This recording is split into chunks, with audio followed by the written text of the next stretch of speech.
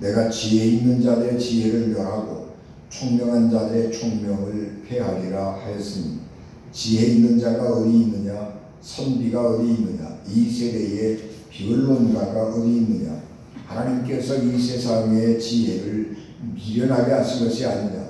하나님의 지혜에 있어서는 이 세상이 자기 지혜로 하나님을 알지 못함으로 하나님께서 전도에 미련한 것으로 믿는 자들을 구원하시기를 기뻐하셨도다.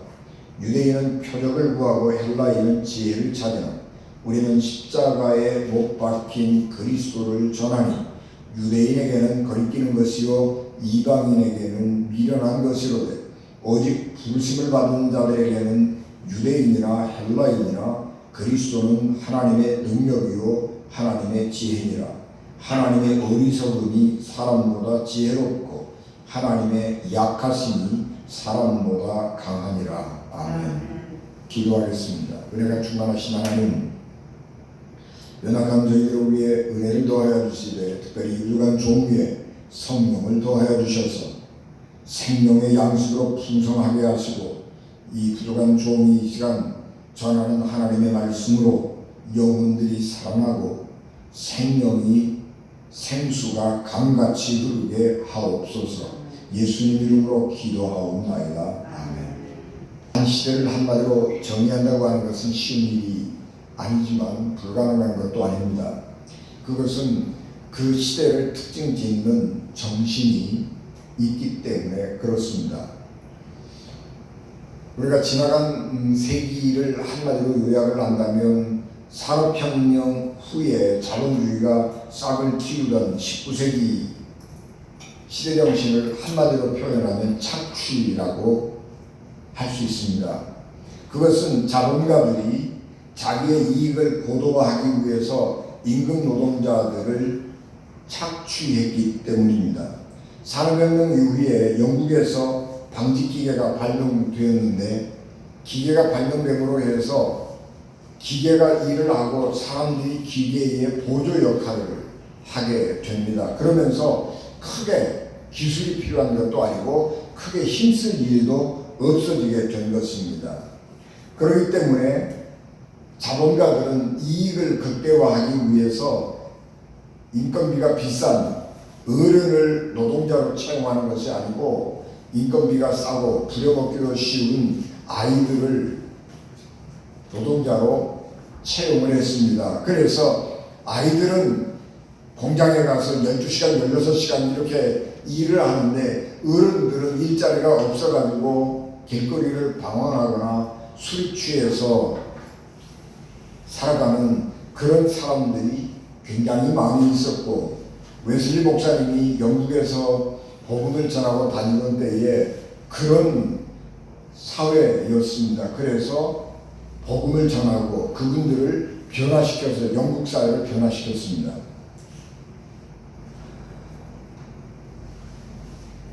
자본주의가 꽃피워서 경제적으로 풍요를 누리고 살았던 20세기의 시대정신은 소외라고 말할 수 있습니다. 자본주의는 투입된 자본보다 산출된 결과가 더 많기를 바라는 것입니다. 그러므로 자본주의는 생산성, 효율성과 같은 단어를 좋아하는 것입니다. 생산성과 효율성 이런 것들은 공장의 자동화 그리고 분업과 협업을 통해서 이루어지는 것입니다. 그래서 생산성을 높이기 위해서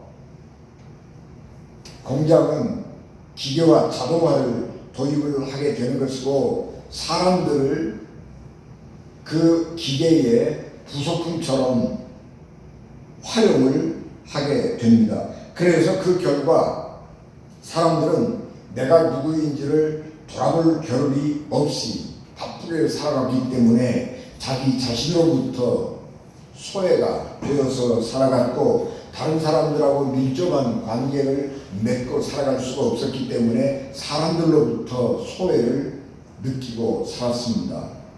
뿐만 아니라 사람들은 이 공장의 컨베이어 벨트에 붙어 앉아서 계속해서 단순 반복 작업을 하고 있기 때문에 자기가 물건을 만드는 일에 생산 과정에 참여하고 있지만은 무엇을 만드는지 알 필요도 없고 몰라도 괜찮은 상황 속에서 일을 하게 되는 것입니다. 그래서 지금 내가 무슨 물건을 만들고 있는지에 대해서 관심이 없기 때문에 내가 노동하고 있는 그 물건과 내가 소외가 되는 것이고, 또 그 내가 만드는 물건이 값이 비싸서 자기의 소득 가지고는 그 물건을 구입할 수가 없게 된 것입니다. 그래서 내가 만들었지만은 내가 만든 물건을 내가 사용하지 못하는 일들이 벌어지게 되는데, 이것을 물건으로부터의 소외라고 표현을 하는 것입니다. 그래서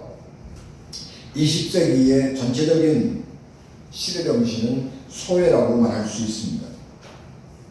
21세기에는 물질적인 풍요를 누리면서 살아왔던 20세기를 지나서 경제가 축소되고 또 전 세계적으로 고령화가 진행되면서 인간이 개인적으로 노력해도 뜻대로 잘 되지 않는 시대를 살아가게 되었습니다. 그래서 우리는 소소한 일상에서 행복을 느끼는 영성이 중요해졌습니다. 그래서 21세기를 영성의 세기라고 말하는 것입니다. 지금 우리가 살고 있는 시대는 이성보다는 감정이 중요한 세대입니다. 그래서 사람들은 이성적으로 합리적으로 판단하고 행동하는 것이 아니라 생각하기 전에 먼저 몸으로 경험해보고 그것이 내 취향에 맞느냐 안 맞느냐를 분별하고 내 취향에 맞는 것을 선택하는 것입니다. 뿐만 아니라 형식보다는 가치를 더 귀하게 여깁니다. 그래서 사람이 얼마나 많은 것을 소유하고 있느냐 하는 것에 관심을 두는 것이 아니라 얼마나 내가 의미 있는 일을 하면서 작은 행복을 느끼며 살아가느냐 하는 삶에 가치를 더 두고 살아가는 것입니다. 그래서 우리가 주변에서 자꾸 듣는 이야기들 가운데 가치 소비라고 하는 말도 있는 것입니다. 그래서 내가 필요하다고 생각하면, 내가 관심이 있다고 생각을 하면 과감하게 소비하고 과감하게 투자를 하는 것입니다. 아무리 좋은 것이라고 할지라도 내게 별로 소용되지 않고 내게 유익하지 않다고 그러면 그런 것들로부터 과감하게 돌아서는 것이 오늘 우리가 살아가고 있는 시대의 정신인 것입니다. 탈종교화도 영성의 세계의 한 특징입니다. 그래서 사람들이 어떠한 특정한 종교에 매여가지고 그 종교를 신봉하고 살아가기보다는 내가 의미 있다고 생각하는 일에 집중하고 열중하면서 더 보람을 느끼고 살아가는 것이 우리들의 세대이고, 그런 것들을 전체적으로 모아서 영성의 세계라 그렇게 표현을 하는 것입니다. 우리가 21세기가 영성의 세계라고 그렇게 말을 하지만 우리는 현실적으로 작년부터 코로나19 바이러스가 우리에게 창궐함으로 해서 닥친 어려움들을, 어려움 속에서 살아가고 있는데, 우리는 지금 개인적으로 이 어려움들을 극복하기 위해서 각자 노력하고 살아가고 있습니다. 그래서 우리들의 삶은 전체적으로 각자 도생의 삶이라 그렇게 표현할 수가 있습니다. 그런데 이 코로나가 우리에게 가져다 준 이 어려움은 개인이 노력하고 애쓴다고 그래서 극복해질 수 있는 문제가 아닌 것입니다. 이 어려움은 어떻게 극복할 수 있느냐 그러면 우리 모든 사람들이 힘을 합해야 극복할 수가 있는 것입니다. 그래서 이 코로나를 극복할 수 있는 이 시대 정신은 공생이라고 하는 것입니다. 그래서 어떻게 서로가 힘을 합해서 다 같이 잘 살 수 있을 것이냐, 그런 문제를 우리가 해결하기 위해서 국가가 여러 가지로 공동체로서 잘 사는 방법을 찾기 위해 고심을 하고 있는 것입니다. 그래서 국가가 엄청난 돈을 들여서 재난지원금을 나눠주는 것이고요. 또 때로는 전 국민에게 일정한 금액의 돈을 공짜로 나눠주는 것입니다. 그래서 우리 모두가 다 함께 이 어려움을 극복해 나갈 수 있는 길을 찾는 거죠. 그래서 오늘 이 코로나 시대를 살아가는 우리들에게 있어서 시대정신이라고 하는 것은 공생이라고 하는 것입니다. 오늘 우리가 봉독한 성경 말씀은 사도 바울이 자기가 살던 시대의 사람들이 무엇을 추구하고 있는가 하는 것을 한마디로 요약해 주면서 동시에 그리스도인들은 무엇을 추구하고 살아야 하는가 하는 것을 명쾌하게 규정해 주고 있는 귀한 말씀입니다. 사도 바울은 유대교 랍비였지만 그는 동시에 헬라 철학에도 능통한 학자였습니다. 그러므로 이 사도 바울이 성경 기독교에서만 유명한 인물이 아니고 소중한 인물이 아니고 세계 정신사적 흐름에서도 굉장히 유능한 인물인데 그는 헤브라이즘과 헬레니즘을 하나가 되게 했던 역사적인 위대한 인물인 것입니다. 사도 바울은 유대교를 이방인 세계에 헬라 세계에 전파했고 헬라 철학, 특별히 플라톤 철학을 가지고 유대교를 해석하고 성경을 해석하고 예수 그리스도의 삶과 죽음을 해석했습니다.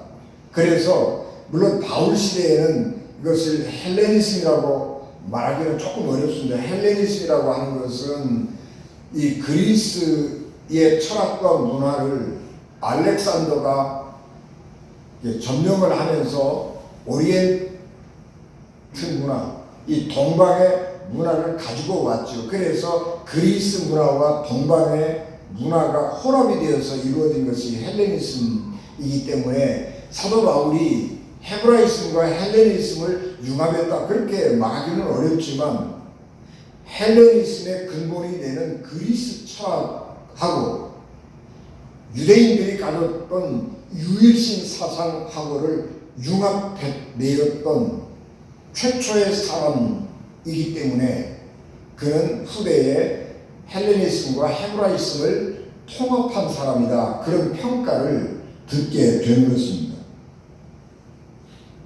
그래서 오늘 우리가 공부한 성경 말씀 22절에서도 유대인은 표적을 구하고 헬라인은 지혜를 찾으라. 그렇게 정확하게 유대인들의 특성과 헬라인들의 특성을 정의하고 있습니다.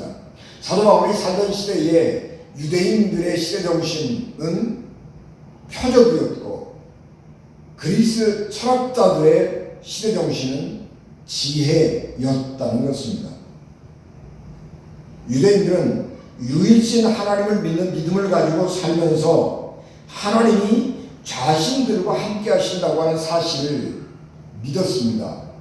그런데 유대교의 특징은 우상을 만들지 말라고 하는 것이어서 눈에 보이는 형상으로서의 이 하나님을 만들지 않았습니다. 그래서 이 생각으로는 하나님을 믿고 하나님이 우리와 함께 하신다고 하는 것을 믿지만은 우리의 삶 속에서 구체적으로 하나님이 우리를 어떻게 도와주시는지 하나님이 어떻게 우리와 함께 하시는지 하는 것에 대해서는 확증할 수가 없는 거죠. 그래서 유대인들은 끊임없이 하나님이 우리와 함께 하신다고 하는 증거를 보여주기를 원했고 그 증거가 기적이었고 표적이었습니다.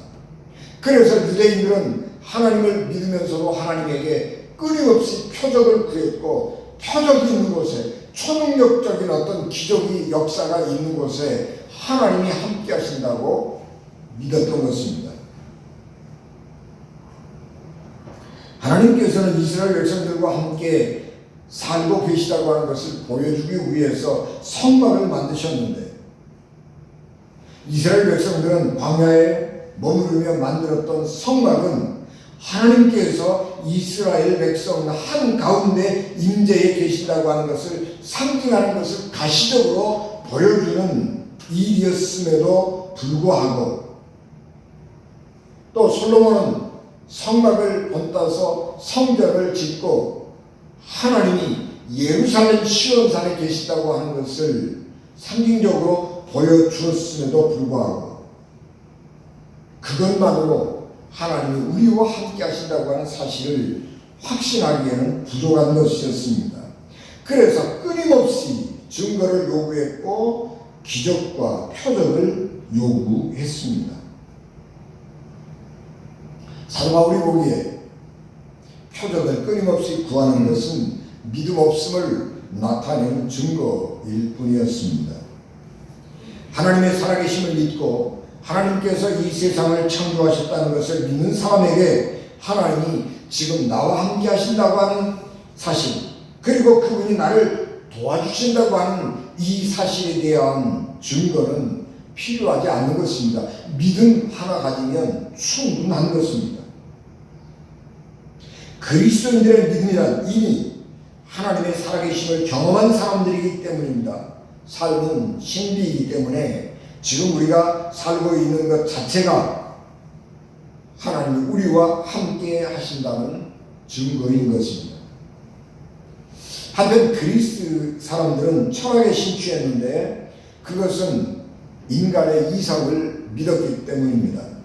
그래서 헬라 사람들은 인간의 이성적 탐구에 의해서 진리에 이르려고 노력을 했고, 이성적 탐구를 통해서 진리에 이를 수 있다.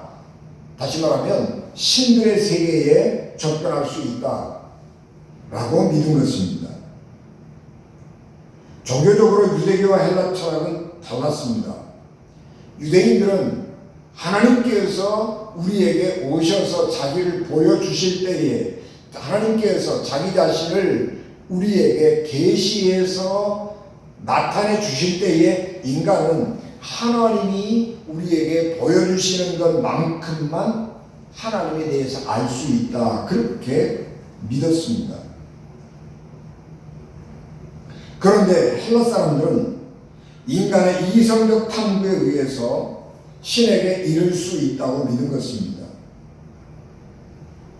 그러나 인간의 이성적 탐구를 통해서 하나님께 이르는 길을 찾는 것은 불가능하다라고 하는 것이 사도 바울의 생각이었습니다. 그리고 그것은 우리 기독교 전통 신학이 되었는데, 기독교는 계시 종교이기 때문에 하나님께서 인간에게 찾아오셨기 때문에 그 하나님을 가장 정확하게, 가장 빠르게, 가장 쉽게 만날 수 있는 종교라고 주장을 하는 것이고, 다른 종교들은 스스로가, 인간 스스로가 하나님을 향해서 찾아가기 때문에 진리를 지향하는 것은 가능하지만 하나님을, 진정한 하나님을 만날 수 없다는 것입니다.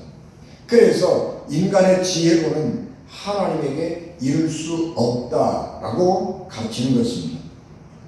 창조 세계에는 하나님의 지혜로 가득 차 있습니다. 그래서 인간이 만약에 열린 마음을 가지고 믿음을 가지고 이 세상 만물을 잘 들여다보면 하나님을 인식할 수 있습니다.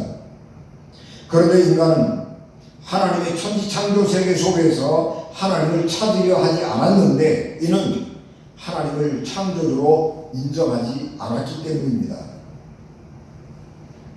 창조론이 옳으냐 진화론이 옳으냐, 그런 논쟁은 지금도 끊임없이 이루어져 있고, 세상의 보편적인 흐름은 진화론입니다.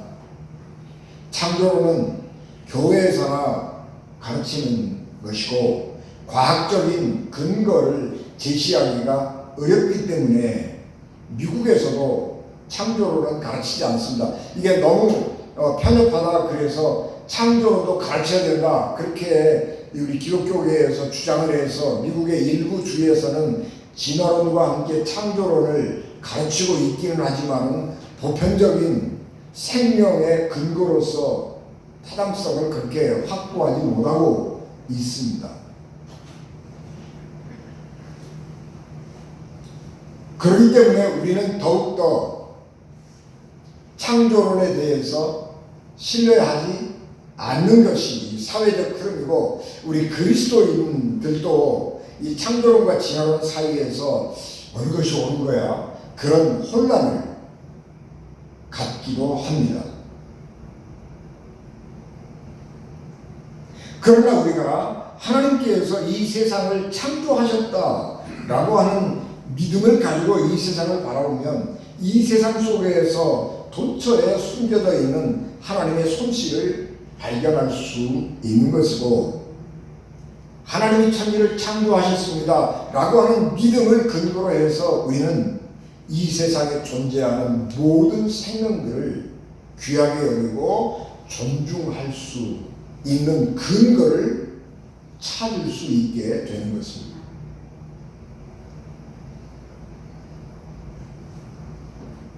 인간이 이 자연 속에서 하나님이 만드신 이 창조 세계 속에서 하나님을 발견하지 못하는 것은 교만함 때문입니다. 인간은 만물의 척도다 그런 얘기를 하면서 모든 것을 인간의 기준 가지고 세상을 재단하는 것입니다. 인간을 기준으로 해서 세상을 재단하면 그 속에는 하나님을 절대로 찾을 수가 없는 것입니다.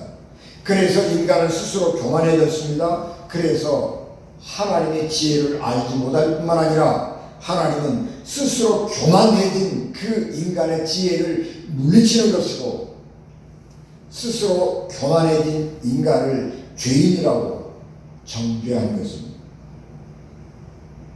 그러나 그리스도인들은 유대인들처럼 표적을 구하지도 않고 헬라 사람들처럼 하나님께 이를 수 있는 지혜를 찾는 사람도 아닙니다.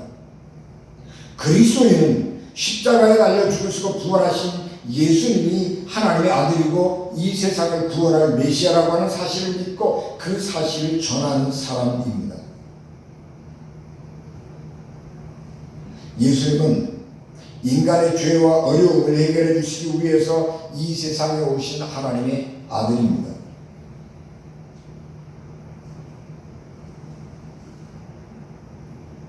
그리고 그리스도인들은 이 사실을 세상에 전하는 사람들입니다. 예수님께서 이 땅에 오셔서 십자가에 달려 돌아가셨는데, 십자가에 달리신, 그래서 고난을 당하시는 것은 인간을 구원하기 위한 최선의 방편이기 때문에 예수님께서 십자가에 달려 돌아가신 것입니다. 십자가는 모든 사람들에게 거리끼는 것이었습니다. 유대인들은 신명기 21장 23절 말씀, 나무에 달린 자는 하나님께 저주를 받았습니다 라고 하는 이 말씀의 근거에서 십자가에 달려 돌아가신 예수님, 그러므로 나무에 달려 죽은 예수님은 하나님의 저주를 받은 사람이라고 생각을 했습니다. 그렇기 때문에 십자가에 달려 돌아가신 예수님이 하나님의 아들이라고 말할 때에 사람들은, 유대인들은 그 말을 믿지 않았습니다. 뿐만 아니라 십자가에 달려 계신 예수님을 바라보면서 유대인들이 요구했던 것은 마가복음 15장 21절 30절 말씀, 예수님을 모욕하면서 아하 성전을 헐고 사흘에 짓는 자여 내가 너를 구원하여 십자가에서 내려오라 그렇게 말했습니다. 예수님이 십자가에 달려 있을 때에 유대인들이 바라본 십자가에 달린 예수님은 무능하기 짝이 없는 예수님이었습니다.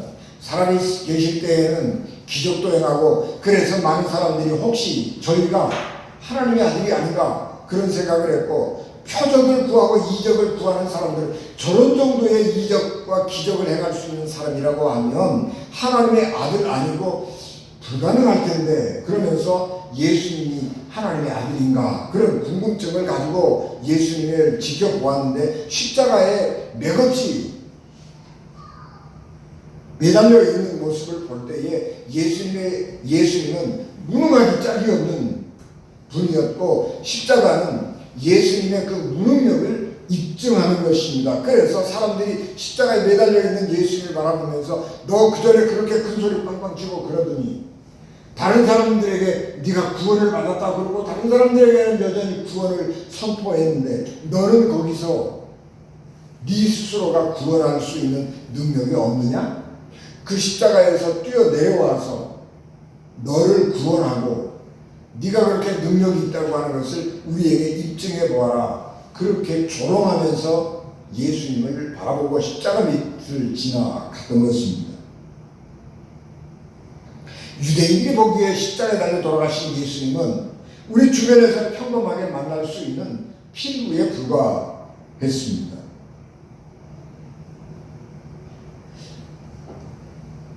뿐만 아니라 그리스 사람들에게 십자가 영은 가장 고통스럽고 수치스러운 형벌이었기 때문에 그런 극형으로 사형을 당한 사람으로부터 놀라운 일을 기대한다고 하는 것은 처음부터 어리석은 짓이었습니다. 그러므로 십자가에 달려 돌아가신 예수님은 인간적인 지혜를 추구하는 헬라인들의 지혜의 척도에도 모자라고 십자가에서 내려와 자기 능력을 보여주고 스스로 살아가는 기적을 행하라고 하는 요구에도 미치지 못하는 무능력한 사람의 모습일 뿐입니다. 그런데 그리스도인들은 십자가에 달려 돌아가신 예수님이 이 세상의 구원자이시고 하나님의 아들이라고 전파합니다. 그리스도인이 믿는 하나님의 십자가는 인간을 구원하시기 위해 하나님께서 행하신 가장 위대한 행위입니다. 하나님께서 치욕스러운 십자가의 죽음을 통해서 하나님을 떠나 멀리 죄와 권경에 처해 있는 인간들에게 다가오신다고 하는 사실을 깨달은 사람에게 십자가의 소식은 하나님의 사랑의 깊이와 능력에 대한 더할 나위 없는 표현이 됩니다. 하나님은 십자가의 소식이 인간적 지혜의 척도에 모자라고 모순됨에도 불구하고 십자가의 소식에 가슴을 여는 사람들만을 구원하십니다. 예수님이신 십자가는 인간이 하나님께 이르는 길을 찾아야 하는 것이 아니라 하나님께서 인간과 인간의 권경을 해결해 주시려고 십자가를 지셨다고 하는 것을 믿고 받아들인 사람들에게 십자가는 하나님의 구원하시는 능력이고 하나님의 참된 지혜입니다. 우리는 하나님의 어리석음이 인간의 지혜로움보다 낫고 하나님의 무능력이 인간의 능력보다 낫다는 사실을 믿어야 합니다. 그런 믿음이 있을 때에 세상의 눈으로 볼 때 미련해 보여도 하나님의 말씀을 받들고 순종할 수 있습니다. 코로나19 시대를 맞아서 교회는 말할 수 없는 손상을 입었습니다. 이미 이 세계는 탈종교와 세속화의 길을 가고 있었는데, 그래서 교회가 세상에 대해서 동성애 안 됩니다, 동성애를 합법화하면 안 됩니다, 낙태를 합법화해서는 안 됩니다, 생명은 존중한 것이고 남자와 여자는 세상의 엄연히 구별된 존재이기 때문에 남자와 여자가 같아서는 안 됩니다. 그렇게 성경 말씀에 근거해서 반대를 하지만 교회의 목소리는 세상의 이 차별 금지를 요구하는 목소리에 묻혀서 현저하게 그 힘이 약해져 가고 있습니다. 교회가 성경 말씀을 근거로 해서 동성애와 같은 주제에 대하여 반대를 하면 할수록 세상 사람들은 교회가 지나치게 극우화되었다고 교회를 비난하는 것이고, 교회의 편협함에 대해서 더 비난할 것입니다. 한국교회 한 인사는 광화문에서 태극기와 미국 성교계를 들고 미국이 한국의 구원자라고 하면서 미국을 배반하면 안 된다는 극우 보수 세력과 반정부 시위를 주도했습니다. 그리고 그것을 애국주의라고 포장했습니다. 그런 행동은 교회를 극우 세력으로 사람들이 인식하는 데 일조를 했고 한국 교회에 큰 해악을 끼쳤습니다. 그러나 교회는 애국주의, 민족주의자가 아닙니다. 교회는 미국이 구원자라고 믿지 않습니다. 미국이 한국을 도와주는 것, 그것은 한국이 좋아서 도와주겠습니까? 미국의 국익에 이익이 되니까 한국을 도와준 것입니다.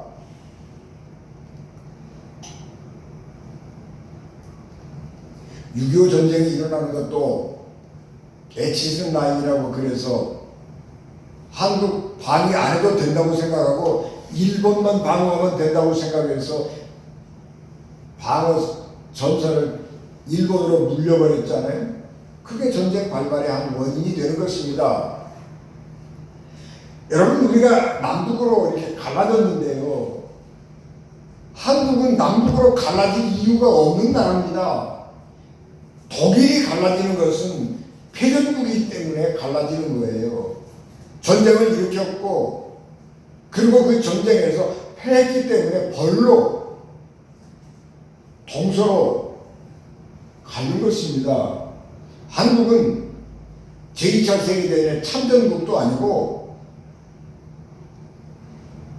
한국은 제2차 세계대전의 전쟁 전범 국가도 아니고 전쟁에 진 나라도 아닙니다. 그런데 왜 남과 북으로 갈라지는 거예요? 독일을 갈랐다고 그러면 일본을 갈라서 두 쪽 내야지요. 그런데 왜 일본을 안 가르고 한국을 남북으로 갈리냐는 말이에요. 그것은 그렇게 하는 것이 미국의 이익이 되기 때문에 가르는 것이에요. 그래서 우리가 지금 고통을 당하고 있잖아요.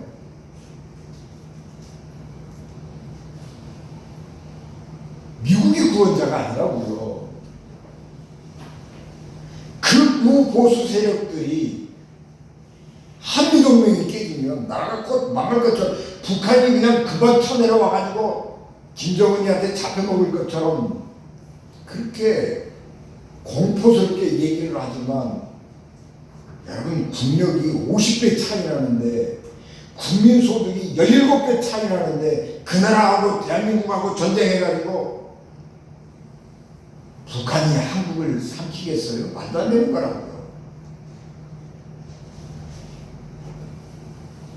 그런데 교회가 그런 허무맹랑한 소리에 현혹당해가지고 극우 보수 세력들하고 세력을 같이 하는 거예요.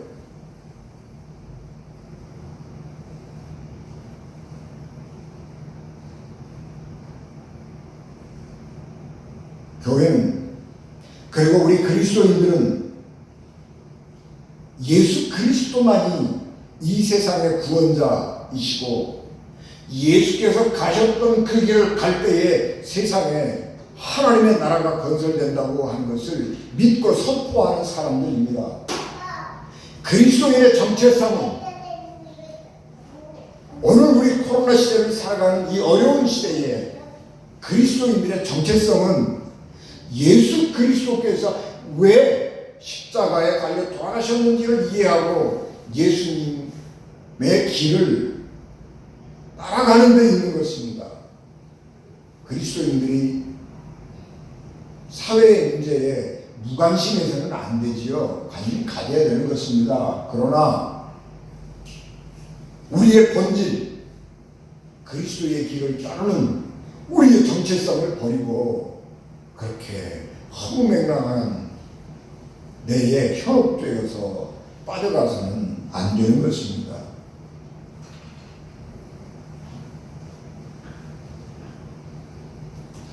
하나님이 세상의 방법을 사용하지 않고 하나님만의 방법을 사용해서 세상과 죄인을 구원하신 같이 그리스도인은 세상과 달라야 합니다. 예수님께서 하나님의 뜻에 순종하여 왜 십자가를 지셨는지를 깊이 묵상하면서 그 길을 가는 것이 그리스도인들이 가야 할 길입니다. 이제 교회는 세상과 구별되어야 합니다. 말과 행동에서 세상과 구별되어야 하고 극우 정치 이데올로기로부터 구별되어야 합니다.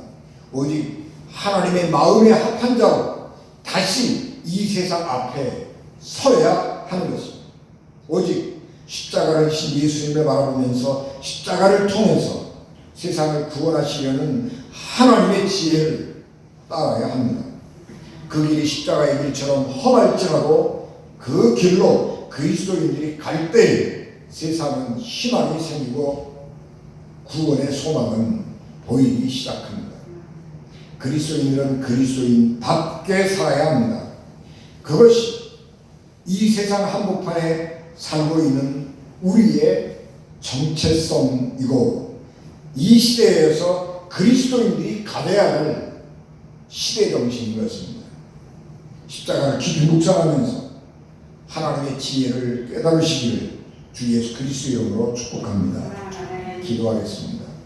은혜가 충만하신 아버지 하나님, 주의 은혜를 저희들에게 충만하게 하시고 이 시대에서 우리가 가져야 될 그리스도인의 시대 정신이 무엇인가를 알게 도와주시기를 원합니다.